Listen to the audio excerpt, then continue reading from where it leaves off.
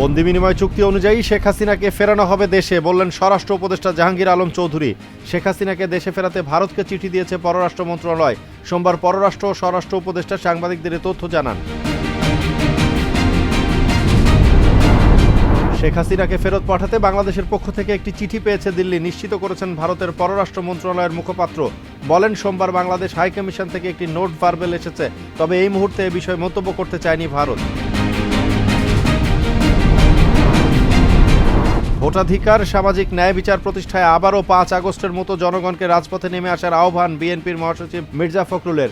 বিকেলে ঠাকুরগাঁওয়ের Shibganj degree college মাঠে বিএনপির এক সমাবেশে আহ্বান জানান তিনি।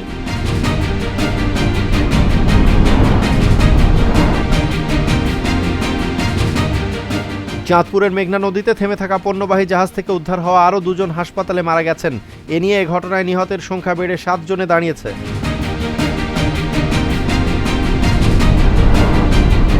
গত 16 বছরের নানা অনিয়মের কারণে বাংলাদেশের নির্বাচন ব্যবস্থা নির্বাসনে চলে গিয়েছিল, মন্তব্য নির্বাচন সংস্কার কমিশনের প্রধান বদিউল আলম মজুমদারের। আজ ঢাকা রিপোর্টার্স ইউনিটিতে এক গোলটেবিল আলোচনায় তিনি মন্তব্য করেন। আগামী নির্বাচন ব্যালটে হবে বলেও জানান তিনি।